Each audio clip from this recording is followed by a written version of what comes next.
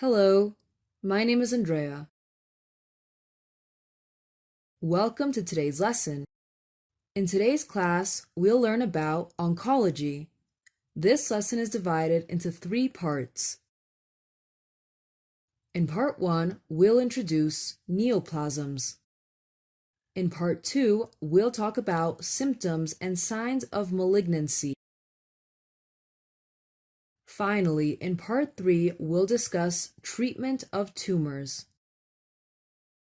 Let's get started.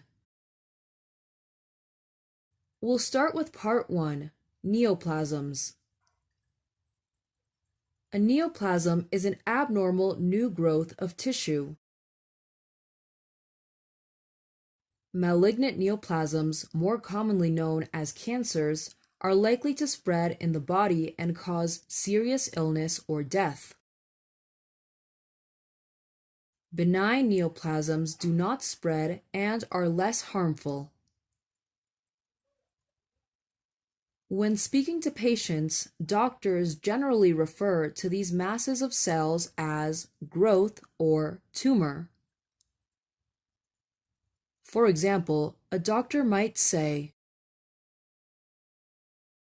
"You have a small growth in the bowel," or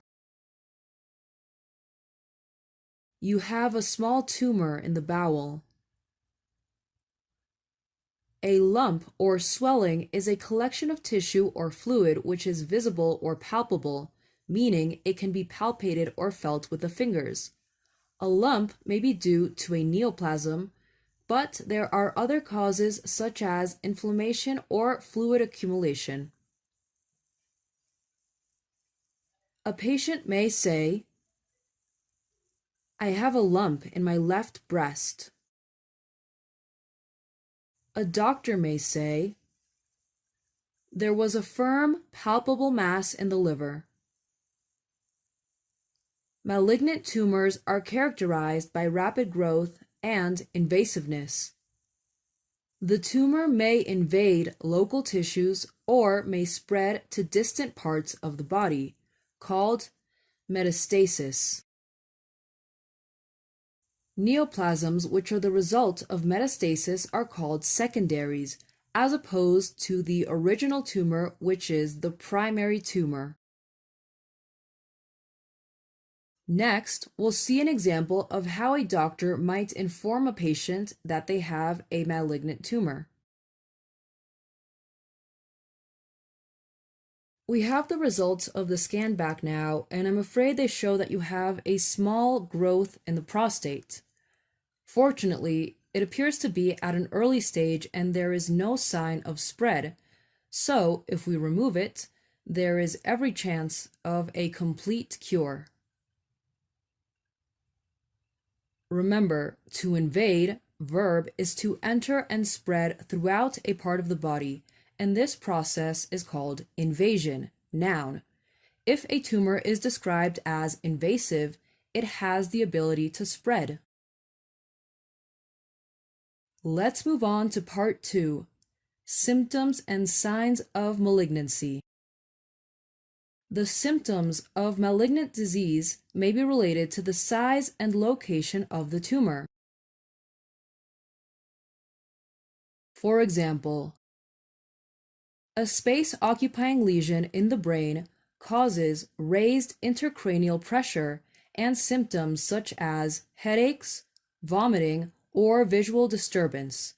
Tumors of the colon may obstruct, block the lumen, and cause changes in bowel habits.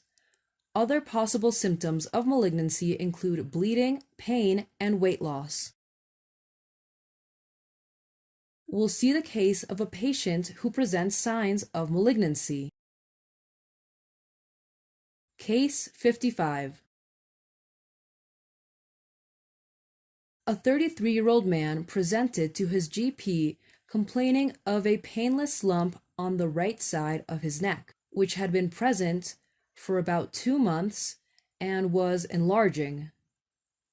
He had been feeling generally unwell and had lost about 5 kilograms in weight. He was also complaining of night sweats. He had no significant past medical history. Now, let's discuss Part 3, Treatment of Tumors. A tumor can sometimes be completely removed or excised by surgery. If this is not possible, for example, if it has already metastasized to other parts of the body, it may be possible to destroy it by radiotherapy or by chemotherapy. When a cure is not possible, palliative treatment is given, which is only intended to relieve symptoms. That would be all for today's lesson. I hope you found this information useful. See you next class.